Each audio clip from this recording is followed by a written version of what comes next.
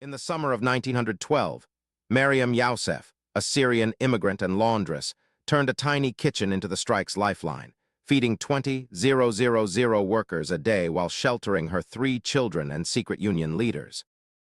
Turned a tiny kitchen into the strike's lifeline, feeding 20,000 workers a day while sheltering her 3 children and secret union leaders. Picture the narrow Lawrence kitchen, its windows blacked out, where Mariam hoists a massive cauldron, its steam rising like a banner in the night. How did one immigrant woman become the invisible backbone of a labor movement that changed America? What secrets did her kitchen hold? The story begins in the cramped streets of 1890's Aleppo, where Mariam was born into a modest family. At 14, she married Hassan, a fellow Syrian, and together they crossed the Atlantic on a crowded steerage, clutching photographs of distant relatives. Their voyage was a gamble. Economic hardship in the Ottoman Empire, rumors of factories and wages in the New World. They arrived in New York in 1903 with little money and even fewer connections. Mariam's first job was in a textile mill, her hands learning the rhythm of looms and shuttles. She quickly realized that the textile work was relentless. The air thick with cotton dust, the pay barely covering the rent in the jam-packed tenements of Lawrence, Massachusetts.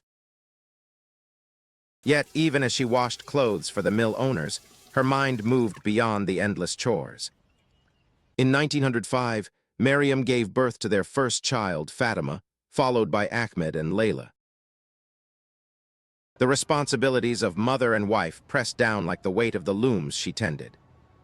Each child was a promise, she later recalled, but also a new reason to keep fighting. The family's cramped apartment on Oak Street became a hub for other immigrants. Syrians, Italians, Polish, and Greeks who gathered to share news, recipes, and hope. The Bread and Roses strike of 1912 began as a protest for a 9-hour workday, and a living wage after a disastrous mill shutdown left thousands starving. The workers, many of them women, marched through the streets of Lawrence with signs that read, "Bread and Roses." Their leader, Bill Haywood of the IWW, called for solidarity across nationalities.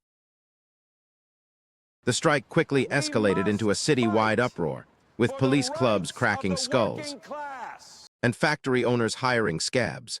Mariam was not a union organizer, but she saw the hunger in the eyes of fellow laundry workers and their families. When the first strike committee formed, her reputation for cooking meaty stews and fresh bread spread quickly. She began bringing leftover food from her own home to the strikers, but word traveled faster than she could imagine. By the second week, a crowd of 200 gathered outside her door, pleading for a warm meal.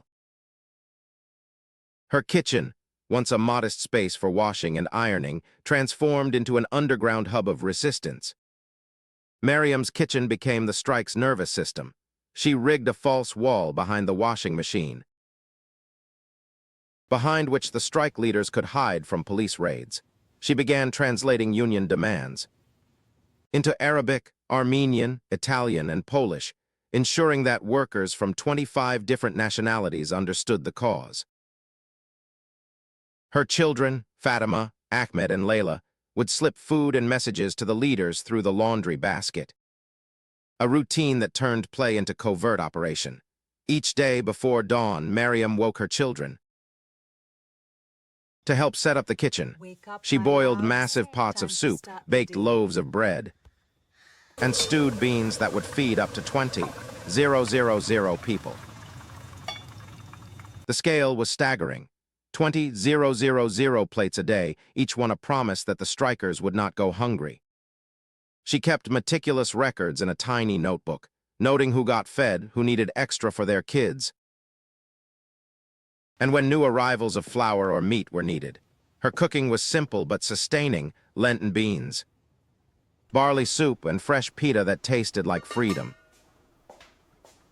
The kitchen was more than a feeding station. It served as a message center where trade union papers, were passed hand to hand, covertly printed flyers were stacked, and hidden newsletters were slipped into workers' coats. Mariam memorized the routes of police patrols. She would whistle a Syrian folk tune to signal that the coast was clear. When a police captain burst into the kitchen one night, searching for a wounded organizer, Mariam stood firm, claiming she was just preparing dinner for her children. The captain, moved by the sight of a mother cooking for her kids, hesitated and left with only a polite nod. Word of Mariam's kitchen spread beyond Lawrence. Newspapers called it the secret soup kitchen, and labor journals praised the Syrian woman, whose anonymous acts fed a movement. Yet Mariam never sought credit. She simply said, "If we starve, we cannot fight. If we are fed, we can stand." Her actions emboldened other immigrant women to step forward, and the strike gained momentum. The climax arrived on May 29, 1912. After weeks of protests, a police crackdown left several strikers dead. The outcry forced the mill owners to negotiate. Under pressure, they agreed to the 9-hour workday, and a 15% wage increase, the first major victory for immigrant women in American labor history. Mariam's kitchen was credited in the settlement negotiations. Though her name remained unprinted, the victory was bittersweet. The mill owners soon reopened the factories, and the strike committees disbanded. Mariam returned to laundry work, her kitchen now repurposed for washing again. Yet she kept the secret cupboard where she stored union documents and the handwritten ledger of meals, a silent tribute to those who had trusted her with their futures.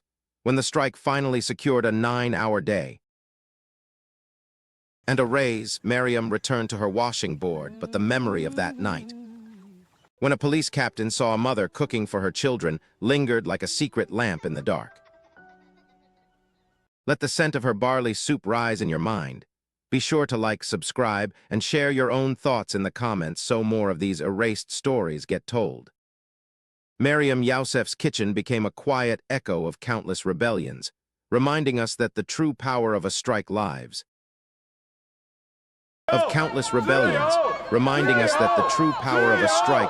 the hands that feed its workers.